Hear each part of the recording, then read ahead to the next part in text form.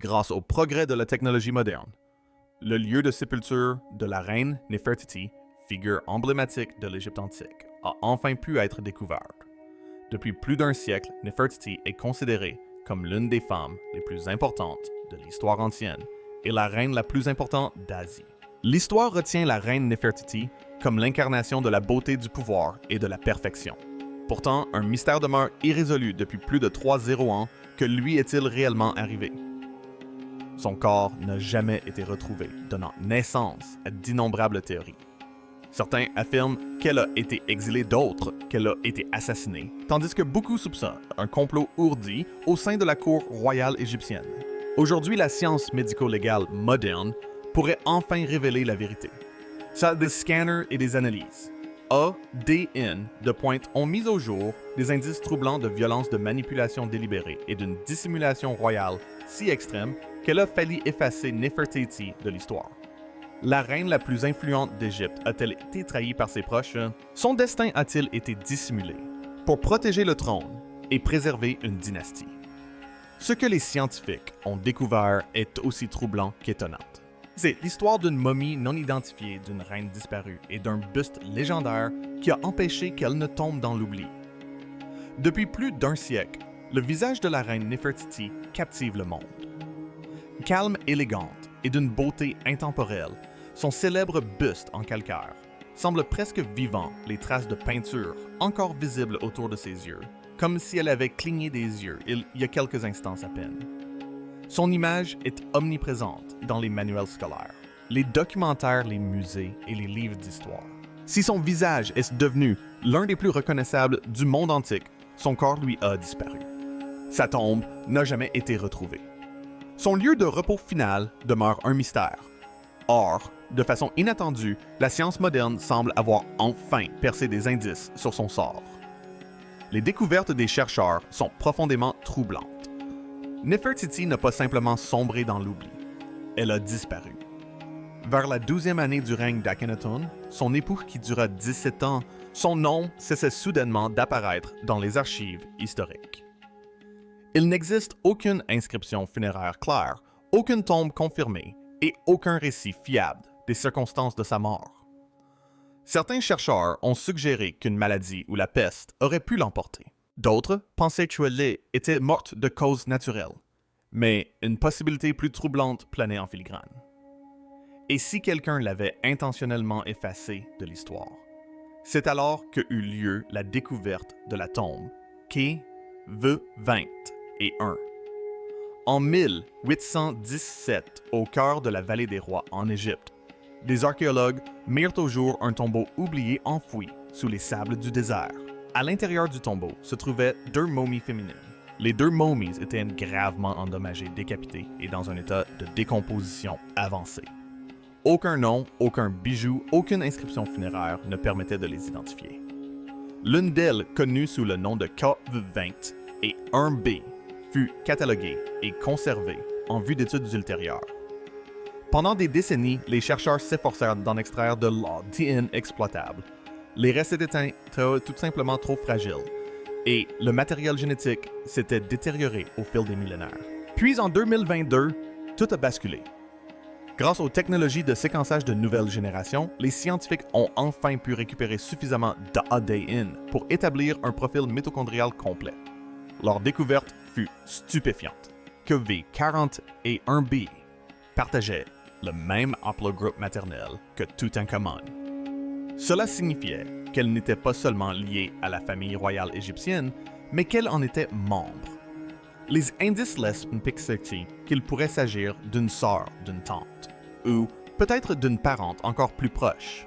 Pour certains chercheurs, cette découverte pointait plus que tout autre nom vers un nom Néfertiti. Mais la révélation la plus troublante ne provenait pas de l'ADN. Elle provenait des scanners. Lorsque les spécialistes médico-légaux ont effectué des examens tomodensitométriques détaillés de la momie, ils s'attendaient à ne trouver les dommages habituels, causés par l'âge, les conditions d'inhumation et le passage du temps. Ils ont découvert quelque chose de bien plus inquiétant. Les bras semblaient brisés et forcés dans des positions anormales derrière le corps. La cage thoracique portait des traces d'écrasement sévères. Plus alarmant encore était l'état du crâne, un côté paraissait avoir été fracturé par un violent impact. Selon le docteur Sahar Salim, qui a participé à l'analyse d'imagerie, ces blessures ne semblaient pas être le résultat de siècles de décomposition. Elles semblaient être apparues au moment du décès ou peu après. Soudain, le mystère ne se limitait plus à l'identification de la femme dans le tombeau. Il s'agissait de comprendre ce qui lui était arrivé et pourquoi. Le célèbre buste de Néfertiti représente une reine figée dans une sérénité et une beauté parfaite. Mais sous cette image, une toute autre histoire attend peut-être d'être racontée. Une histoire qui devient plus mystérieuse à chaque nouvelle découverte. Tandis que les scientifiques se concentraient sur l'ADN ancien et les preuves médico-légales de nombreux archéologues ont porté leur attention ailleurs.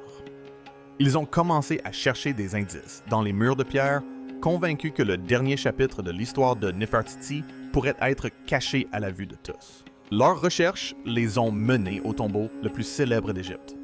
En 2015, l'enthousiasme a gagné la communauté archéologique lorsque l'égyptologue britannique Nicholas Reeves a proposé une théorie remarquable. Après avoir examiné des scans à très haute résolution de la chambre funéraire de Tutankhamun, Reeves remarqua de fines lignes et des détails subtils sous les murs peints. Pour lui, il ne s'agissait pas de fissures ou d'imperfections aléatoires. Il pensait qu'il s'agissait des contours de portes scellées. Selon Reeves, ces passages auraient été délibérément recouverts de plâtre et peints. Il y a plus de 3 0-anses dissimulant ainsi quelque chose. Sa théorie était aussi audacieuse que controversée. Le tombeau de Toutankhamon découvert en 1922 a toujours intrigué les chercheurs. Comparé à d'autres tombeaux royaux, il est exceptionnellement petit et semble avoir été achevé à la hâte. Reeves a soutenu que le tombeau n'avait jamais été initialement destiné à Toutankhamon. Il suggéra plutôt qu'elle ait pu appartenir à quelqu'un d'autre et qu'elle ait été rapidement adaptée après la mort inattendue du jeune roi. Et la personne pour laquelle il pensait qu'elle avait été construite était Néfertiti. Reeves a émis l'hypothèse que des chambres cachées pourraient exister au-delà des murs du tombeau et que l'une d'elles pourrait abriter la sépulture perdue de la plus célèbre reine d'Égypte. Si cela s'avérait vrai, son lieu de repos serait resté intact et inconnu pendant plus de 3 millénaires. Cette possibilité a captivé le monde. Rapidement, des équipes ont commencé à rechercher des preuves. Des relevés radars au sol effectués par des chercheurs japonais ont semblé détecter des cavités inhabituelles derrière les parois nord et ouest de la chambre funéraire. Les découvertes étaient suffisamment intrigantes pour que le ministère égyptien des Antiquités, dirigé par le docteur Mamdou El-Damati, a reconnu que ces anomalies pourraient représenter des espèces cachées, voire des pièces jusqu'alors inconnues. À mesure que la nouvelle se répandait, les spéculations s'intensifiaient. Le tombeau de Néfertiti pourrait-il vraiment être dissimulé juste derrière les murs de la chambre funéraire de Toutankhamon? L'une des plus grandes découvertes archéologiques se trouvait-elle à quelques mètres. Les murmures se sont rapidement transformés en un débat mondial et le mystère de Néfertiti semblait plus proche que jamais d'être résolu. Se pourrait-il que Néfertiti ait vraiment été là tout ce temps? Reposant à quelques mètres seulement des murs du tombeau de Toutankhamon, caché derrière le masque d'or du jeune roi pendant plus de 3 ans. Un instant cela sembla possible. Mais en 2018, l'enthousiasme commença à s'estomper. Une équipe de recherche italienne a mené une nouvelle étude, utilisant une technologie radar plus avancée et plus sensible. Leurs résultats n'ont pas permis de confirmer l'existence de chambres cachées derrière les murs. D'après leurs conclusions, les anomalies détectées précédemment pourraient simplement être des variations naturelles du substratum calcaire. Pour beaucoup, le mystère semblait résolu, mais le débat persistait. Certains chercheurs ont avancé que les dernières analyses avaient pu être mal interprétées. D'autres ont suggéré que des pressions extérieures ou des intérêts concurrents ont pu influencer les conclusions. Quoi qu'il en soit, ce désaccord a permis à la théorie de Nicholas Reeves de perdurer. Et c'est ce qui rend ce mystère si fascinant. Les anciens Égyptiens étaient passés maîtres dans l'art du secret. Leurs tombeaux étaient conçus avec soin pour tromper les voleurs, dissimuler les trésors et protéger les défunts.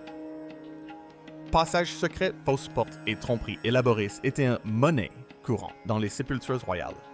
La question demeure, donc le tombeau de Nefertiti serait-il la plus grande supercherie de toutes? Mais le mystère ne s'arrête pas là.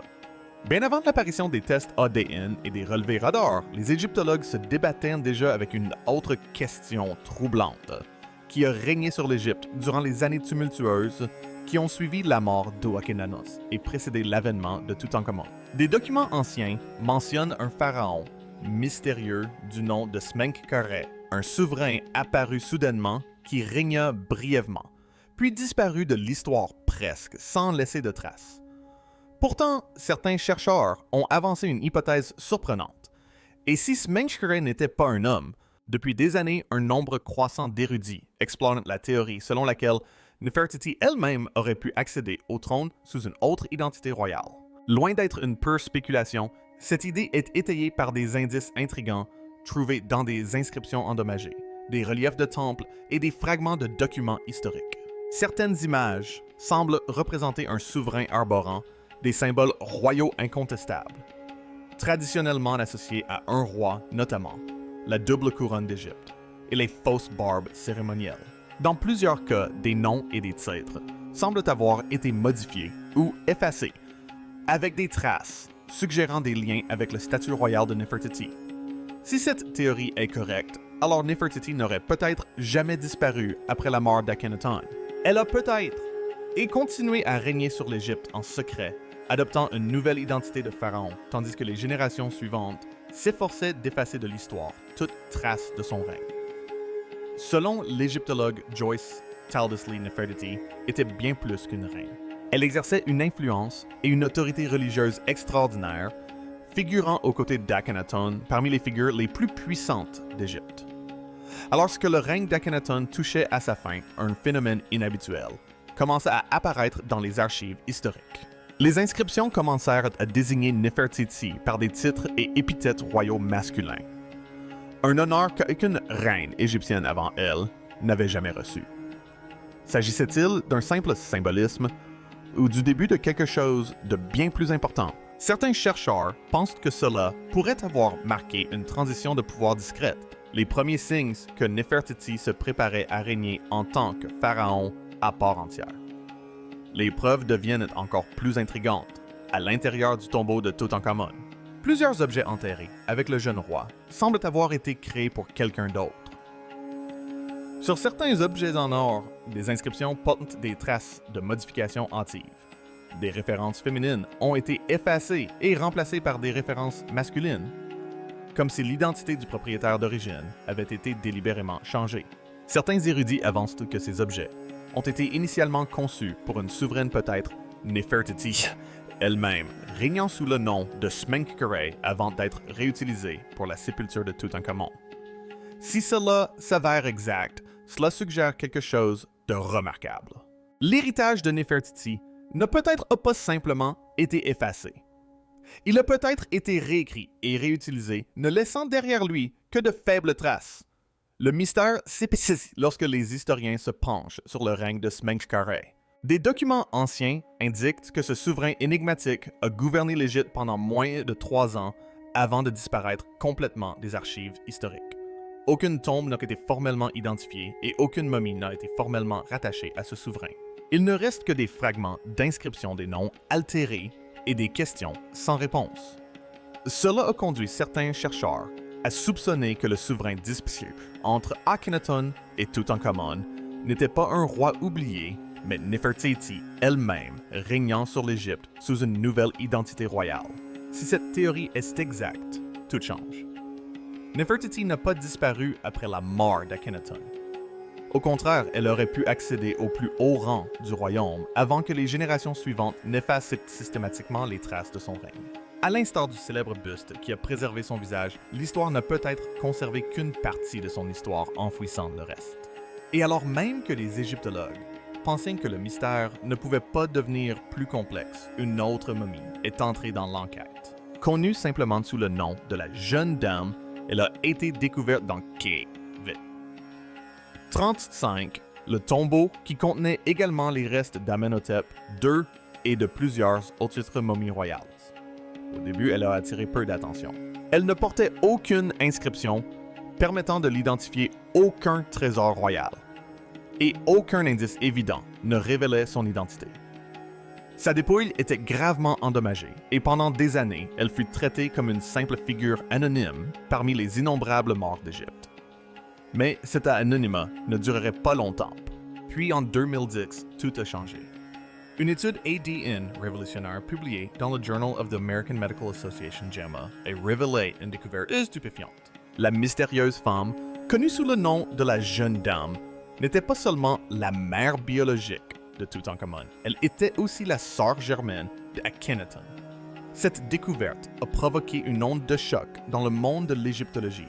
Les preuves génétiques ont immédiatement écarté plusieurs candidates, dont Kia, l'une des épouses connues d'Akhenaton.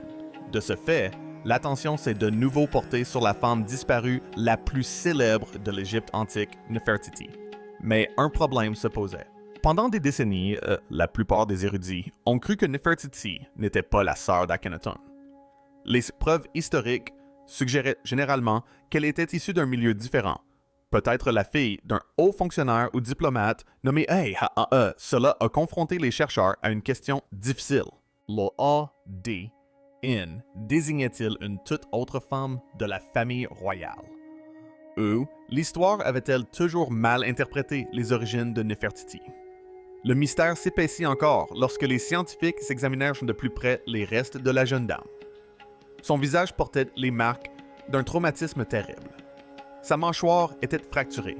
Une partie de sa pommette avait été détruite par une blessure importante. Les chercheurs ont conclu qu'il ne s'agissait pas de lésions ordinaires causées par des siècles de décomposition. La blessure semble s'être produite peu avant son décès. Certains experts ont suggéré qu'elle aurait pu recevoir un violent coup porté avec un objet contondant. D'autres ont noté que la blessure était compatible avec des violences graves, soulevant des questions troublantes sur les circonstances de sa mort. Était-ce un accident ou quelque chose de bien plus sinistre? L'hypothèse d'intrigues politiques s'est rapidement imposée dans les discussions. De tout temps, les cours royales ont été le théâtre de rivalités, de luttes de pouvoir et de complots. Les blessures constatées sur la jeune dame semblaient étrangement correspondre à ce contexte. Et les spéculations ont donc continué. Cette femme aurait-elle pu être Nefertiti, vivant sous une autre identité? A-t-elle été écartée du pouvoir, réduite au silence, et cachée là où personne n'aurait pensé à la chercher? Ou était-elle une autre membre de la famille royale dont la mémoire a été effacée en raison de son lien avec la période controversée d'Amarna et la révolution religieuse d'Akhenaton? Aujourd'hui, encore la jeune dame reste l'un des mystères les plus troublants d'Égypte. Ce que les chercheurs savent, c'est qu'elle était une femme de sang royal. Elle était étroitement liée au centre du pouvoir. Et pour des raisons encore inconnues, son identité s'est perdue pour l'histoire. Certains théoriciens ont même suggéré que le célèbre buste de Nefertiti aurait pu involontairement détourner l'attention du monde de son histoire plus profonde. Tandis que des générations admiraient l'image de la reine, la vérité sur cette femme restait enfouie sous des couches de documents, manquant de vestiges endommagés et de questions sans réponse. Si l'on prouvait un jour que cette jeune femme était Nefertiti, cela transformerait complètement notre compréhension de son histoire. Au lieu d'une reine qui a simplement disparu des archives historiques, elle allait devenir une souveraine dont les dernières années furent marquées par la violence, le secret et une tentative délibérée d'effacer son héritage, laissant le monde à la recherche de la vérité plus de 3 ans plus tard. Qu'est-il arrivé aux enfants de Nefertiti si le destin de Nefertiti elle-même continue de fasciner les historiens? Un mystère tout aussi troublant entoure ses 6 filles. Née dans l'une des familles les plus puissantes de l'Égypte antique, chacune d'elles se trouvait au centre d'une dynastie royale. Pourtant, un à un, ils semblent disparaître de l'histoire.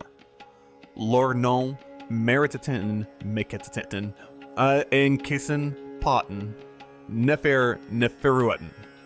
Tasharit Neferura et Sedapentra figurant autrefois en bonne place sur les murs des palais et les reliefs des temples. Elles sont fréquemment représentées aux côtés de leur mère lors de cérémonies royales, de rituels religieux et d'événements officiels de l'État. Puis quelque chose change.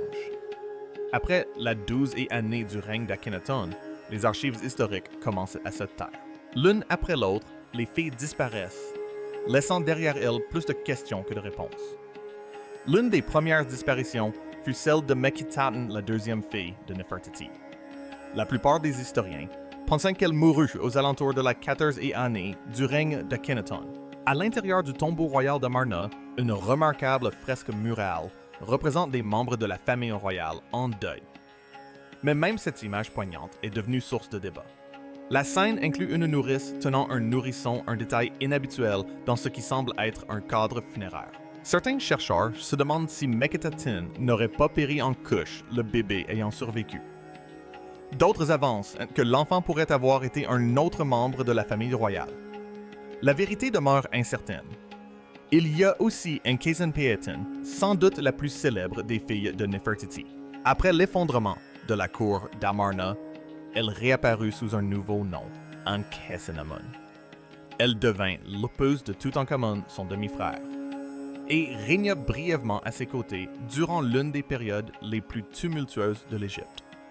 Pourtant, son histoire n'en demeure pas moins mystérieuse. Dans les archives de l'Empire hittite des historiens, on découvert une lettre remarquable, écrite par une reine égyptienne. Dans cette lettre, une femme de sa famille royale, désespérée, suppliait le roi hittite de lui envoyer l'un de ses fils pour devenir son époux, affirmant qu'elle n'avait ni héritier, ni candidat convenable pour régner à ses côtés. La requête choqua les Hittites. Un prince fut finalement envoyé en Égypte, mais il n'y parvint jamais. Il fut tué avant d'atteindre sa destination, déclenchant une crise diplomatique entre les deux royaumes. L'identité de la reine qui écrivit la lettre ne fut jamais établie avec certitude. Cependant, de nombreux érudits pensent que l'auteur pourrait être Ankhesenamun, qui luttait pour consolider sa position après la mort de Toutankhamon. Et puis, toute comme sa mère, elle a disparu. Aucun tombeau confirmé n'a jamais été identifié. Aucun reste incontestable n'a été retrouvé. Elle disparaît tout simplement des archives historiques. Considérés ensemble, ces événements révélant un schéma troublant: une fille meurt jeune, une autre disparaît après une crise politique. Les sœurs cadettes disparaissent. Des archives sans explication. À la fin de la dynastie, la famille autrefois influente qui dominait l'Égypte semble avoir été engloutie par l'histoire. Certains historiens pensent que cela pourrait être plus qu'une simple coïncidence. La révolution religieuse d'Akhenaton a suscité une vive controverse. Après sa mort, les souverains qui lui ont succédé se sont efforcés de restaurer les croyances traditionnelles et d'effacer les traces de la période d'Amarna. Les temples furent démantelés, les noms effacés des monuments et les archives officielles falsifiées. Aujourd'hui, leur existence ne subsiste que par des inscriptions endommagées et des fragments de pierres brisées. C'est comme s'ils avaient disparu sans laisser de traces. Alors que les chercheurs pensaient se rapprocher de la résolution du mystère de la famille de Nefertiti, un nouvel indice est apparu. Non pas dans les tombes ou les inscriptions, mais dans l'ADN lui-même. Les scientifiques ont commencé à déceler une anomalie troublante dans le patrimoine génétique de la famille royale d'Amarna. Ce mystère ne concernait plus des tombes disparues ou des identités oubliées. Il concernait la lignée elle-même. Il concernait un héritage biologique qui semblait apparaître encore et encore dans les restes associés à Akhenaten Toutankhamon, la jeune dame, et plus tard K. 21b, la momie que certains chercheurs ont associée à Nefertiti. Lorsque des scientifiques ont analysé l'ADN de la famille proche de Toutankhamon en 2010, ils ont trouvé des preuves suggérant plusieurs problèmes de santé héréditaires. Les données ont mis en évidence des traits récessifs rares, des anomalies squelettiques et une résilience physique réduite des conditions souvent associées à des générations de mariages consanguins au sein d'une même famille. Pour les familles royales égyptiennes, les mariages entre apparentés n'avaient rien d'inhabituel. Ils étaient perçus comme un moyen de préserver la lignée sacrée des pharaons. Mais le coût génétique a peut-être été considérable. À mesure que de nouvelles preuves étaient étudiées, les chercheurs continuaient d'identifier des schémas suggérant que la dynastie d'Amarna était porteuse de plusieurs vulnérabilités héréditaires. Puis, un autre indice intriguant a commencé à apparaître. Les mêmes schémas génétiques qui ont pu affaiblir la dynastie pourraient également expliquer certaines des blessures, maladies et morts mystérieuses qui ont touché la famille de Nefertiti. À mesure que les chercheurs intégraient de nouvelles données génétiques de KV21b dans l'arbre généalogique en développement de la famille, à Amarna, ils ont identifié des traits qui semblaient cohérents avec la lignée royale. Certains de ces marqueurs suggéraient une prédisposition à une structure osseuse fragile et une vulnérabilité accrue aux blessures graves. Si ces conclusions sont exactes, les graves traumatismes constatés sur la dépouille du cas V21b prennent une importance encore plus grande. Les lésions crâniennes et thoraciques étaient déjà considérables. Mais pour une personne souffrant de faiblesse physique sous-jacente, de telles blessures auraient pu être bien plus dévastatrices. Cela soulève une question troublante. Si KV21b était véritablement membre de la famille royale, voire Nefertiti, des problèmes de santé non diagnostiqués, auraient-ils pu jouer un rôle dans son destin? Le mystère s'épaissit lorsque les scientifiques examinent d'autres pistes que celles d'un seul individu. Modèle génétique trouvé dans toute la dynastie de Marnasud.